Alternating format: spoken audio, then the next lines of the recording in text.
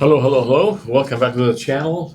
We're going to talk today about the TOPCON IC-1 Auto. I looked on YouTube, tried to find some discussion about this camera. I couldn't find many. So this is in tip-top shape, near mint, to be honest with you. And this camera was manufactured between 1973 and 1978. 1973, 1978. So if you're a collector or you love photography in general or 35 millimeter photography, this camera is sought after. This camera is amazing. It's a good grip. I will talk about its features here. It's an amazing camera. I just got this by accident from an auction site. So what's unique about this camera? This camera will work without batteries, so it's fully mechanical. Look at the sound of the shutter. The sound of the shutter, not overwhelming, it's gentle. And it takes the LR44 batteries here. It takes two LR44s. So the batteries are easily, you can find them anywhere. And then it's made in Tokyo, Japan. So let's start from the top. You open it here. Nothing fancy on the inside. It had the curtain here. And this literally brand new, to be honest with you.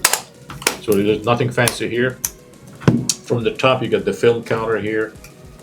You get the film rewind, the shutter, all that. So there's nothing fancy on the top. It has a cold shoe, so here it has a cold shoe. That means the flash doesn't sync with the camera. You have to just use this here, the flash sync plug here. So you put the flash here, you sync it to this, and then you're good to go. So what's unique about this camera?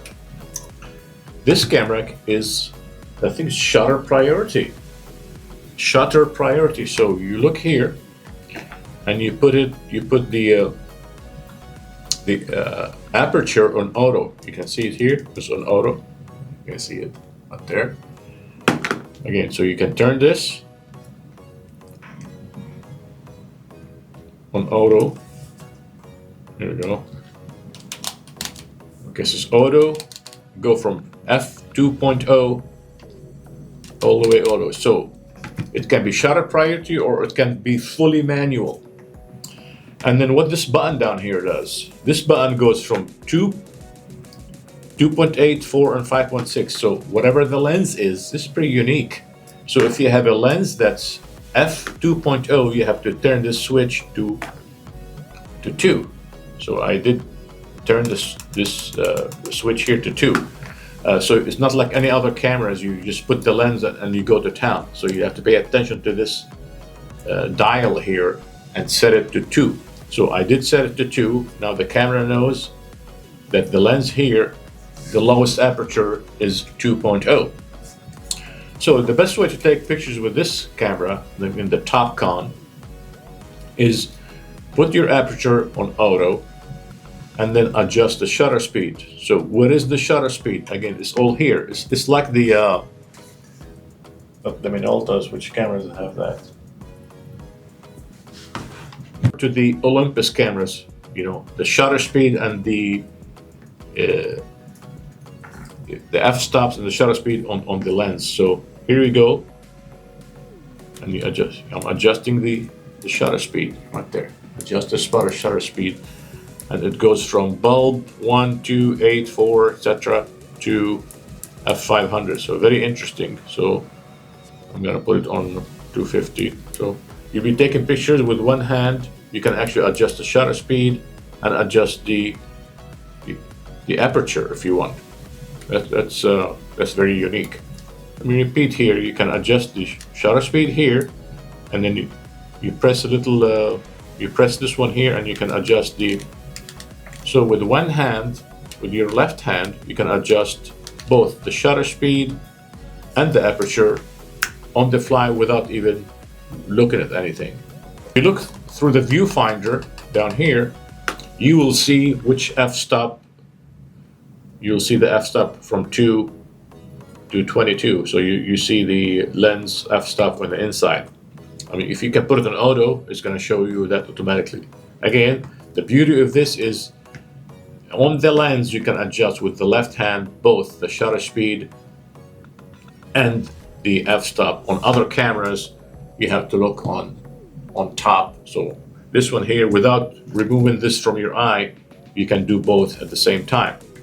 And to remove the lens, you press this metal button here, and small turn to the left. Look at that. The lens is out. This is a unique lens, so this camera, you have to buy their own lens. It's a bayonet lens. And now you can see the aperture and the shutter speed. They're built to the camera. Put it right here, turn left, and this is the very smooth operation for the focusing. And the focusing screen is amazing. It has doesn't have that split image. It has like a crosshair. The focusing on this one is amazing. I mean, I've used a lot of 35mm cameras. This one is completely different. Screen comes into focus from inside. When you're looking at the inside, the whole screen comes to focus. It's not just the middle circle. So, I mean, do you have one of these? Do you have a TOPCON? Tell me what you think. What do you think of this? The quality of this one? Look at that. I don't want to sell this one. I want to keep this one, to be honest with you. This is beautiful. This is mint condition. Again, these were made in between 1973 and 1978. Not, you know, like 5 years or so. It's hard to find. It's a beautiful camera. You know, it's just amazing. I love this thing. Just remember, the shutter speed doesn't go over 500, so it's up to 1/500 of a second. It has a bulb mode too. And it's a shutter priority. You put it on A, it becomes a shutter priority. And the light meter is through the lens. It has a TTL light meter. It's very sensitive. The viewfinder is amazing. It's clear. The film range is from ISO 25 to ISO 3200. We didn't talk about that. So whereas most other cameras like this one here, you set the shutter speed here, and you raise this and you set the film speed. You know, same thing with other cameras here. You know, shutter speed and film speed like here. The film speed on this one, let's see what it is. Where's the darn film speed? Oh, on the back. So here's the film speed. You press this and you move the dot to the film. So, oh, yeah, amazing. I put 400 right now. Okay. So the film speed, again, also on the lens. Here it is. I want to show it to you guys. Right here. So you can put for 400 from 25 to 3200. Okay, so everything's on lens. You press this metal button downwards to remove the lens. You press this button here to adjust the aperture, and then the shutter speed, you just move this. So everything with your left hand, everything's done with the left hand. So it's I don't call this a starter camera. You need to learn how to use it, but once you get used to it, this is amazing. This is a beautiful, beautiful camera. Again, the batteries used inside are the LR 44s. Let's see how we open it up here.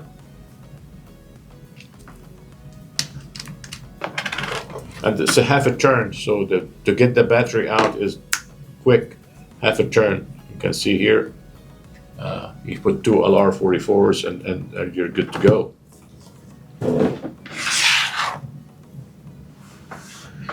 It's I call it compact, you know, comparing to other cameras. I mean, oh, a little bit smaller, but it's not very heavy. It's comfortable. It's good grip here. I don't know. I love this camera. You just have to learn how to set up the shutter speed and the aperture again with one hand, and you're good to go. And I love it. You do all this, and you're just focusing, and you never take it off your eye. Again, this is the TOPCON manufactured between 73 and 78. Anyways, do you have one of these cameras? Do you have something similar to TOPCON? I think there's one called 2000 something. But the IC auto is for auto aperture.